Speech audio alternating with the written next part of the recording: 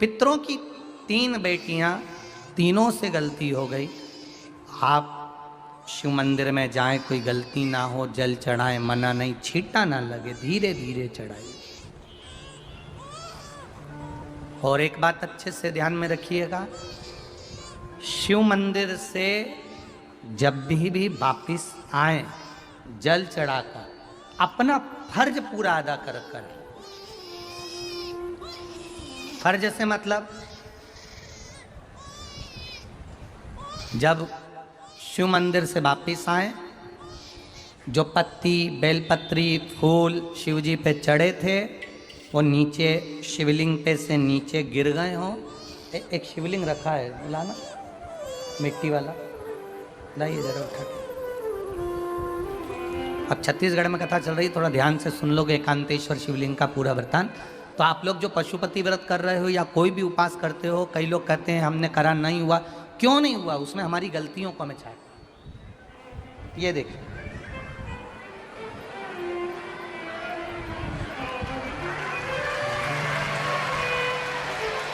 अब जैसे ये शिवलिंग रखा है, आपने जल चढ़ाया, अब जल आप यहां से चढ़ा रहे हो तो धीरे धीरे धीरे धीरे चढ़ाएं, जिससे छींटे बाहर ना, यहां तक छींटे रहे ना, जलाधारी तक चलेगा, बाहर ना गिरे। और एक बात का स्मरण रहे, यदि बेलपत्री, फूल, पत्ती जल चढ़ाने के बाद ये सब अगर नीचे गिर जाए, जलाधारी पर गिर गया या नीचे उतर गया, तुम्हारा पूरा जल चढ़ जाए, तुम्हारे पास में चंदन नहीं है, अबीर नहीं है, गुलाल नहीं है, कुछ भी नहीं हो, तो भी अपने हाथ की 3 उंगलियों से रेखा 3 खींचकर और फिर जो माला आदिकादिक भगवान की रखी थी उसी से भगवान का वापिस पूरा श्रृंगार कर कर फिर वापिस आइए, भगवान को पूर्ण श्रृंगार।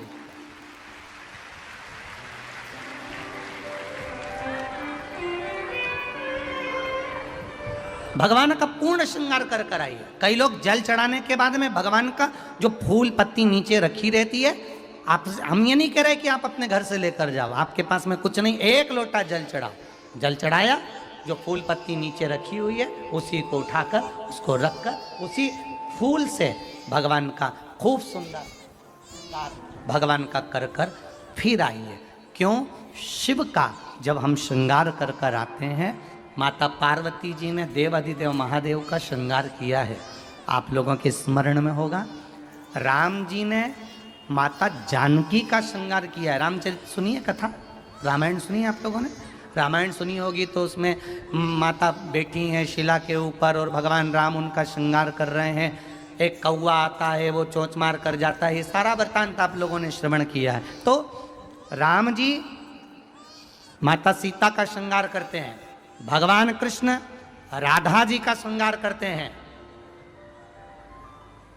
केवल एक देव अधिदेव महादेव की कथा ऐसी है जिसमें पार्वती जी शिव जी का श्रृंगार करती है। शिव का श्रृंगार किस लिए?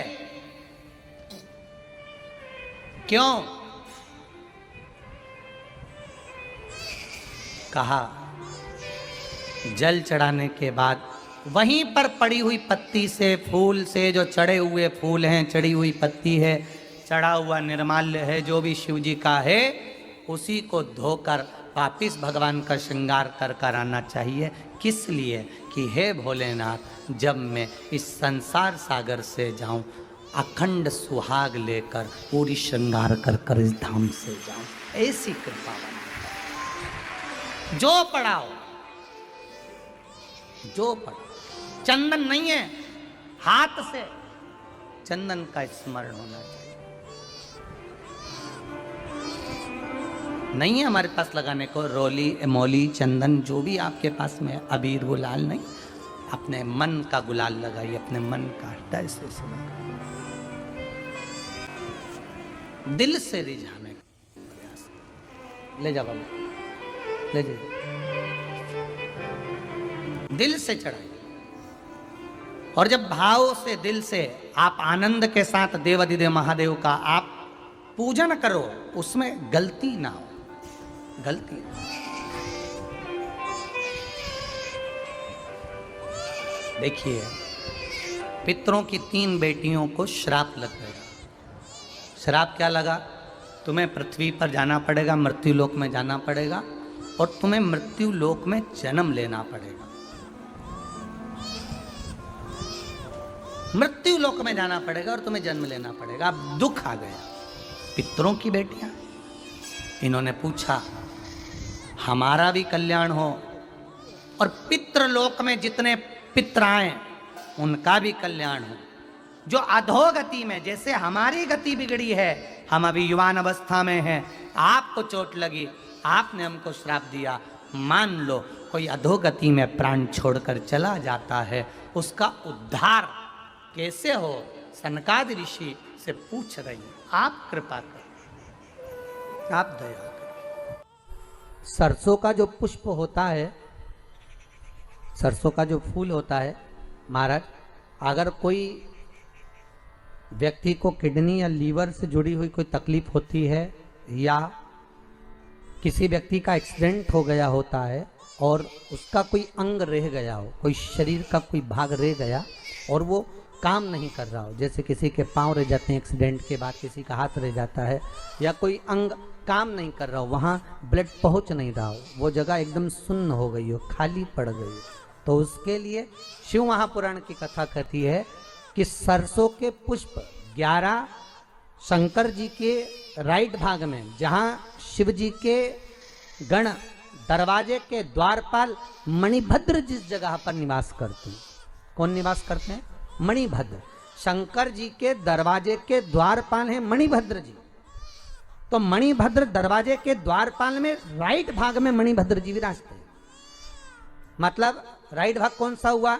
जब आप मंदिर से बाहर निकलेंगे तो राइट भाग, मंदिर में प्रवेश करेंगे जब राइट नहीं होना चाहिए, आप मंदिर से जब जाएं तो राइट भाग। मतलब आप मंदिर से राइट से जाएंगे तो शंकर जी का भी राइट हो जाएगा, क्योंकि शिव जी ऐसे बैठे हैं तो शंकर जी का भी राइट हो गया, देवता उनका भी राइट हो गया, तो राइट भाग सीधा हाथ मणिभद्र जी का स्थान। 11 सरसों के पुष्प मणिभद्र के उस द्वार पर आप रख दीजिए, और मणिभद्र के द्वार पर रखकर अंदर जाकर 108 वापिस जब आप बाहर निकल रहे हैं, ये पुष्प आप रखने के बाद एक बार बाहर जाएंगे, फिर वापिस आएंगे मणिभद्र के रखने के बाद, और अंदर जाकर 108 सरसों के पुष्प शंकर को समर्पित करेंगे महाराज। उस सरसों के पुष्प जो शिव जी को आप समर्पित कर रहे हैं उसको वापिस लेकर आएंगे, श्री शिवाय नमस्तुभ्यम बोलकर उस सरसों के पुष्प को महाराज सरसों के तेल की बोतल में उसको डाल लीजिए। शंकर भगवान को किसी भी प्रदोष में, शाम के समय प्रदोष काल में उस तेल को वापस ले जाकर चढ़ा दीजिए शिव जी को, उसको वापस लेकर आ जाइए। उस तेल का प्रयोग आप नाभि में डालिए, और जो शरीर काम नहीं कर रहा उस स्थान पर कम से कम 15 दिन 20 दिन तक उसकी मालिश करना प्रारंभ करिए। बाबा चाहेगा तो चलाने का प्रयास कर देगा और वो अंग, वो शरीर काम करने लगेगा।